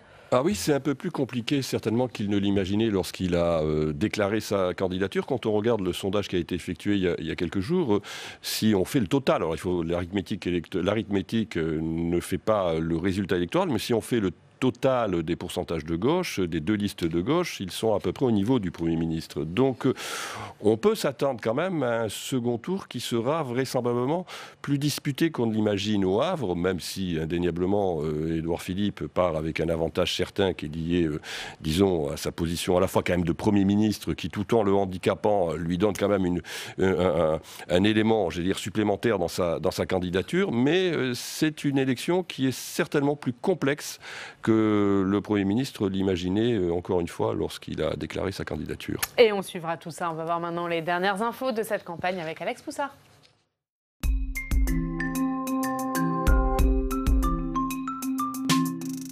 Et Alex, on commence ce journal de campagne avec l'ombre du coronavirus qui plane et de nombreux candidats qui sont contraints de revoir l'organisation de leur meeting. Effectivement, et c'est le cas de Rachida Dati qui organise ce soir son grand meeting à la salle Gaveau à Paris avec la présence de Nicolas Sarkozy, l'ancien président de la République. Et après les annonces hier soir du ministre de la Santé, Rachida Dati a décidé de maintenir son meeting, mais en le limitant à 900 personnes maximum. À Marseille, Alex, en revanche, les meetings sont annulés. Et oui, la candidate Les Républicains, Martine Vassal, a décidé d'annuler ses 3 prochains meetings cette semaine, dernière semaine avant le premier tour. Son concurrent d'hiver droite, Bruno Gilles, fait de même et annule ses 3 réunions publiques. Il a annoncé qu'il y avait déjà 2000 réservations. À noter que toutes les informations qui pouvaient être communiquées lors de ce meeting le seront sur son site internet. Et puis en Corse, dans les villes d'Ajaccio et de Bastia, tous les candidats au municipal se sont mis d'accord pour annuler leur meeting. On va à Paris, retour à Paris où Agnès Buzyn elle évoque des alliances pour le second tour. Et la candidate La République En Marche à Paris s'est déclarée ouverte à des alliances avec la droite dans certains arrondissements. Écoutez-la, elle était chez nos confrères de BFM Paris. Il y aura par arrondissement des discussions sur ceux qui veulent me rejoindre sur un projet. Il y aura une majorité de projets, mais pas au niveau des partis politiques. Je pense que les Parisiennes et les Parisiens en ont marre de ces clivages droite-gauche. Gérer la ville de Paris n'est pas être socialiste ou LR. Voilà, et Agnès Buzyn qui le dit et le redit depuis hier, il n'y aura pas d'alliance d'appareil entre elle et Rachida Dati. On va rester en Ile-de-France, Alex, dans la commune des Lilas, où une certaine Arlette Laguillet est candidate. Arlette Laguillet, la première femme candidate à la présidence de la République en 1974, candidate 6 fois à la présidentielle. À l'âge de 79 ans, elle est de nouveau candidate dans la commune des Lilas sur une liste lutte ouvrière aux élections municipales. Elle n'a pas vraiment raccroché, elle va faire campagne, elle va tracter sur les marchés. Elle ne sera pas sur une position éligible, mais en tout cas, elle profite de cette campagne pour donner des conseils, faire profiter ses jeunes camarades de son expérience. Et on parle des jeunes candidats. Des jeunes candidats, il y en a à Pontivy, dans le Morbihan. Et oui, cette ville du Morbihan, Pontivy, regorge de jeunes pousses de la politique locale. Par exemple, sur une liste à Pontivy, il y a un candidat âgé de 18 ans, c'est le plus jeune de l'élection, 2 candidates âgées de 19 ans, ce qui fait au total 5 candidats de moins de 25 ans. Ces jeunes candidats qui veulent apporter des idées nouvelles et de la fraîcheur à cette campagne municipale. Et on finit par un candidat unique. Un candidat unique, mais au sens littéral du terme. Et oui, dans la commune d'Estrée-Cauchy, dans le Pas-de-Calais, il y a un seul candidat au municipal, mais il se présente sans liste. Et oui, Fabrice Plouvier a l'habitude de se présenter sans liste, mais cette fois-ci, il n'y a pas de candidat en face. Donc il se retrouve totalement tout seul dans cette élection municipale. Alors pour l'instant, il ne peut pas être élu maire, car la règle est claire, il faut qu'il y ait au soir du second tour 9 conseillers municipaux élus. Sinon, c'est le préfet qui nommera une délégation spéciale pour diriger la commune. Et merci beaucoup Alex pour ce journal de campagne. Un mot rapidement Arnaud, peut-être sur Rachida Dati qui a décidé de maintenir son meeting ce soir. Il faut dire que c'est Nicolas Sarkozy qui vient la soutenir. Est-ce que ça peut jouer ça pour Rachida Dati ? En tout cas, ça montre qu'aujourd'hui, qu'elle a toute la légitimité dans sa famille politique d'origine, légitimité qui lui était contestée au début de sa campagne. Donc on voit que les Républicains se sont en tout cas refait une santé à l'occasion de cette campagne municipale. Et ça, c'est indéniablement ce qui sera à mettre au crédit de Madame Dati d'avoir redonné une forme d'espoir à la droite parisienne qui était bien abîmée et qui était, voire pour une partie d'entre elles, attirée par les sirènes du macronisme. Donc en l'occurrence, elle a quelque part symboliquement stoppé une hémorragie. Ça, c'est quelque chose pour elle de positif. Maintenant, après, il y aura un second tour. Reste à savoir si elle sortira en tête du premier tour, ce qui déjà serait un énorme succès pour elle. Et ensuite se posera la question, en effet, question que vous avez abordée dans ce reportage, des alliances éventuelles avec La République En Marche. Mais ça, c'est une autre histoire. Et on aura l'occasion d'en reparler lundi prochain. Allez, on va poursuivre notre tour de France de la campagne. On prend la direction de Nice. Retrouver Denis Caro. Bonjour Denis, directeur des rédactions du groupe Nice Matin. Merci beaucoup d'être avec nous Denis. On commence par un point sur la campagne à Nice où finalement la question est plutôt de savoir s'il y aura un second tour ou pas. Oui, effectivement, Oriane, le suspense est limité. La seule question qui vaille à moins d'une semaine du scrutin, c'est est-ce que Christian Estrosi sera élu dès le premier tour? C'est tout à fait possible, d'après notre dernier sondage IFOP Nice Matin fiducial publié il y a une dizaine de jours. Christian Estrosi pointe avec 49% des intentions de vote. Ses adversaires sont très loin. Le premier d'entre eux, c'est Jean-Marc Governatori qui conduit une liste Nice écologique qui arrive avec 14 points et le Rassemblement national Philippe Vardon avec 13 points. Donc on le voit, effectivement, le suspense est assez limité à Nice. Un mot sur la campagne à Nice, qui est très proche évidemment de l'Italie. Est-ce que c'est une campagne qui peut être impactée par le coronavirus? On a parlé des candidats à Marseille qui allaient annuler leur meeting. Est-ce qu'il est question de ça à Nice? Alors, cette campagne, elle est d'ores et déjà impactée par la crise du coronavirus. Dès l'annonce du premier cas dans les Alpes-Maritimes, il y a 10 jours, Christian Estrosi a décidé de réduire le rythme de sa campagne. Il a annulé des réunions publiques et il explique aujourd'hui que les Niçois ne comprendraient pas qu'il ne soit pas totalement à sa tâche dans la lutte contre le coronavirus en tant que maire de Nice jusqu'à la fin de son mandat. Voilà pour le point sur la campagne à Nice. On va parler d'une autre ville avec vous, Denis, c'est Menton. Qu'en est-il de la campagne à Menton ? Menton, c'est peut-être la ville des Alpes-Maritimes où il y a le plus d'enjeux et de suspense aujourd'hui. Le maire actuel, Jean-Claude Guibal, qui a 79 ans, brigue un 6e mandat. C'est un maire républicain, mais il a reçu dans la dernière ligne droite le soutien de La République En Marche. En face de lui, il a un ancien Rassemblement national, Olivier Bettati, qui prône l'union des droites et qui entend bien arracher aux Républicains cette ville frontière, un petit peu comme Louis Alliot souhaite le faire avec Perpignan. Donc, c'est pas forcément gagné pour Olivier Bettati, parce que là aussi, on a publié un sondage samedi qui montre que Jean-Claude Guibal a une avance confortable au premier tour, mais rien n'est gagné. Et tout le monde se retrouvera ce soir à Menton pour le débat des municipales Nice Matin qui aura lieu en public et qui sera retransmis sur nos sites internet. Voilà, débat des municipales à Menton à suivre donc sur le site internet de Nice Matin. On va quitter les Alpes-Maritimes, on va aller dans le Var avec vous, Denis. On va parler de Toulon, puisque le maire Les Républicains, Hubert Falco, brigue un 4e mandat. En 2001, il avait repris la ville au Front National. Est-ce que la ville peut rebasculer ou pas ? Alors, c'est peu vraisemblable puisque la suprématie d'Hubert Falco semble bien installée. En 2014, il avait été élu dès le premier tour avec près de 60% des voix. Il n'en reste pas moins que le candidat Rassemblement National, Amaury Navarane, aimerait bien rééditer l'exploit de Jean-Marie Le Chevalier en 1995. Jean-Marie Le Chevalier qui n'a pas laissé que des bons souvenirs, hein, puisqu'il a laissé une ville dans un état assez lamentable.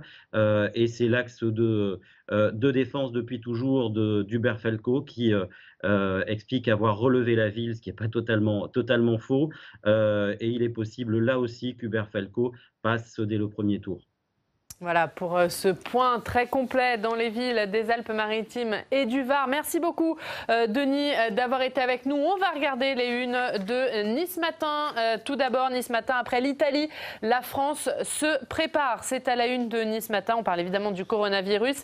Et puis la une de Var Matin, coronavirus aussi, collège fermé à Sifour. Merci Denis d'avoir été avec nous et on vous retrouve également lundi prochain pour faire un point sur les résultats de ce premier tour. Un mot sur ces villes du Sud-Est, hein, le Sud-Est qui est traditionnellement une région cible pour le Front National et on voit qu'aussi bien à Nice qu'à Toulon, eh bien, le Rassemblement National n'est pas en mesure de contester Christian Estrosi ou Hubert Falco. Oui, alors ce sont deux contextes spécifiques. À Nice, il y a la personnalité de Christian Estrosi qui s'impose, j'allais dire, quasiment naturellement aux yeux d'une grande partie de l'électorat de droite à Nice.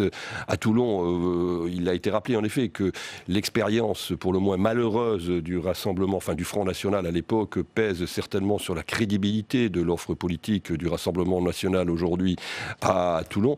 Ce qui est vrai en tout cas, c'est sur la stratégie d'ensemble du Rassemblement National à l'occasion de ces municipales. Et ce qui est important, c'est qu'on voit que le Rassemblement National a eu une stratégie qui vise plutôt à avoir des frappes micro-chirurgicales, si je puis dire, c'est-à-dire en mettant ses forces dans les zones où il est particulièrement bien implanté, dont le Sud-Est en effet, où il considère qu'il peut y avoir des gains. Donc on verra si cette stratégie est une stratégie gagnante pour le Rassemblement National au soir du second tour. Un mot rapidement, Guillaume, là-dessus. Oui, dans les espaces métropolitains, ça va être compliqué pour le Rassemblement National. Il ne mise pas tellement là-dessus, mais il va aller plutôt sur des villes de plus petite taille et plus pauvres. Allez, avant de se quitter, on va regarder ce qu'il y a à la une de vos quotidiens régionaux avec Alex.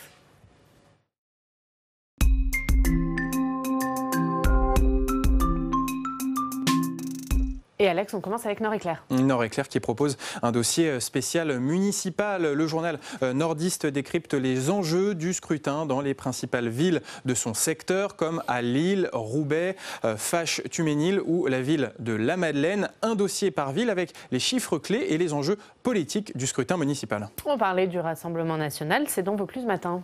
Et oui, Vaucluse Matin, qui s'intéresse au succès du Rassemblement National dans son département, notamment dans les scrutins nationaux, avec de très bons scores pour le RN dans le Vaucluse. Mais les candidats RN aux élections municipales aimeraient gommer l'étiquette de leur parti pour ces élections locales. À la une de l'Indépendant ?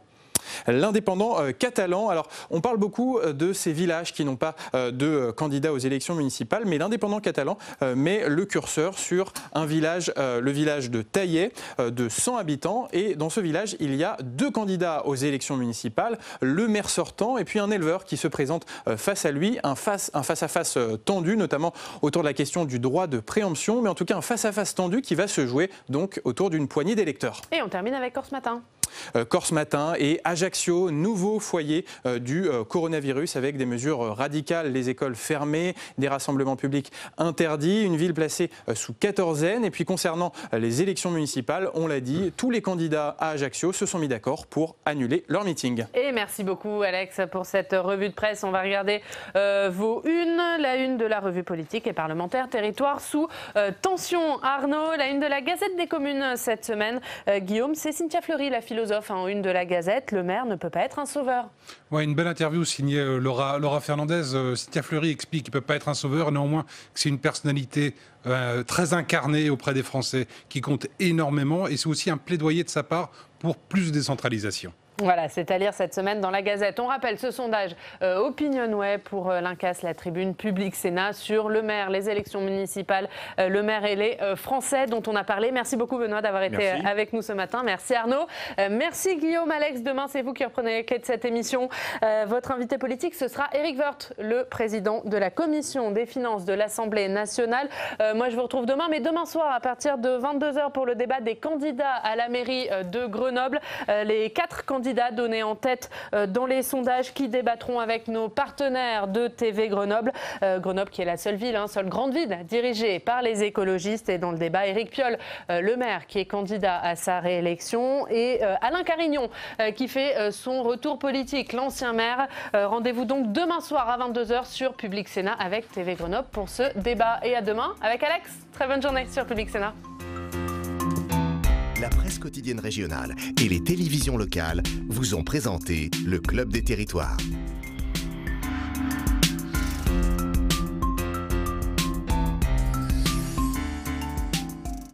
La Mutuelle nationale territoriale, la mutuelle des agents des services publics locaux, vous a présenté le Club des Territoires.